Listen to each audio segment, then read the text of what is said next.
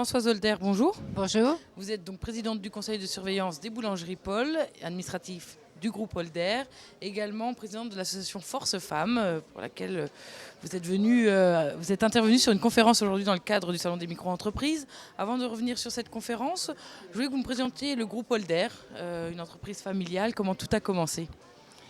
Écoutez, tout ça a commencé par la rencontre d'une petite étudiante en droit et d'un boulanger dans les années 65 à Lille, où on a rêvé notre entreprise pendant quelques années. Et puis un jour, on a réalisé cette entreprise. Donc mon mari qui était fils de boulanger et moi qui étais en fac de droit, pas du tout dans le métier. Finalement, on a réalisé un petit peu notre rêve et on a monté une toute petite entreprise au départ parce qu'on a commencé sans argent. Et puis au fur et à mesure des années, grâce au travail et surtout aux gens qui nous ont entourés aussi, on est arrivé à monter une entreprise qui maintenant regroupe plusieurs métiers. Le métier de la boulangerie industrielle, le métier de la distribution par un réseau qui sont les boulangeries Paul, et un petit peu plus le métier du luxe par la durée, qui est une affaire que nous avons achetée en 93 et grandement développée. Maintenant, aujourd'hui, les enfants ont repris Alors maintenant, le temps passe. les affaires. Mon mari est resté président-directeur général et s'occupe un peu de tout parce qu'il a l'œil partout, mais surtout particulièrement de tout ce qui est industriel et des boulangeries Paul en France.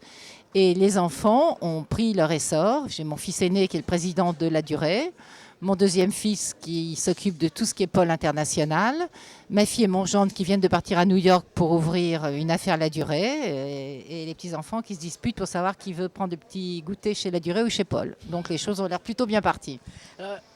Justement, j'allais vous demander quels sont les conseils clés pour réussir en famille, pour si bien réussir en famille. Déjà, il faut qu'il y en ait une qui s'en aille, c'est moi en l'occurrence. C'est-à-dire que je n'ai pas gardé de poste opérationnel parce que c'était quand même un petit peu compliqué. Mais on a aujourd'hui des réunions de gouvernance familiale. Et en fait, on travaille exactement comme une société normale, avec des administrateurs extérieurs, avec des conseils banquiers. Et il se trouve qu'autour de la table, il y a mes enfants. Donc voilà. Je ne vais pas vous dire que de temps en temps, les portes ne claquent pas. Mais je crois que le fond du problème, c'est qu'en fait, on a donné envie aux enfants parce que comme mon mari et moi avons monté cette entreprise, les bureaux, c'était autant à la maison, autant dans la cuisine, autant le dimanche matin pendant le petit déjeuner. Donc, ils sont tombés dans la soupe très, très petits. Donc, ça a dû imbiber leur cerveau tout petit. C'est ça, comme fameux Obélix. On va parler maintenant de la conférence que vous venez de donner aujourd'hui dans le cadre du Salon des micro-entreprises, au travers de l'association Force Femmes. Alors déjà, est-ce que vous pouvez nous expliquer que fait cette association, quelles sont ses missions? Force Femmes, comme son nom l'indique, est une association qui essaie de redonner de la force aux femmes qui sont de l'autre côté du chemin.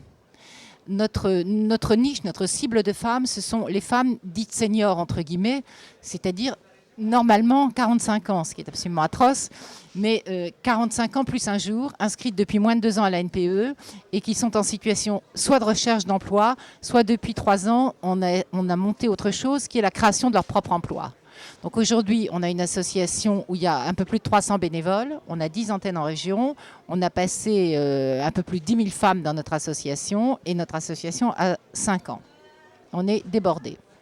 Pour terminer, les principaux messages que vous avez souhaité délivrer lors de cette conférence sur la confiance? Ce qu'on a essayé de délivrer, et toutes les femmes qui étaient autour de la table étaient vraiment des femmes fantastiques. On avait un homme, quand même, qui était extraordinaire parce que c'était un peu un professeur tournesol, donc ça a rafraîchi un peu tout ça. C'était Capla, les jouets, voilà. Donc c'était merveilleux. Ce qu'on a voulu essayer de démontrer, c'est que il faut garder la confiance en soi, mais il faut aussi donner la confiance aux autres, et il faut savoir fédérer autour de soi des gens qui n'ont pas vos propres compétences de manière à pouvoir aller plus loin.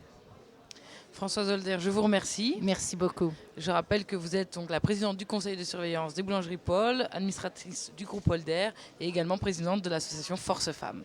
À bientôt. Merci, à bientôt.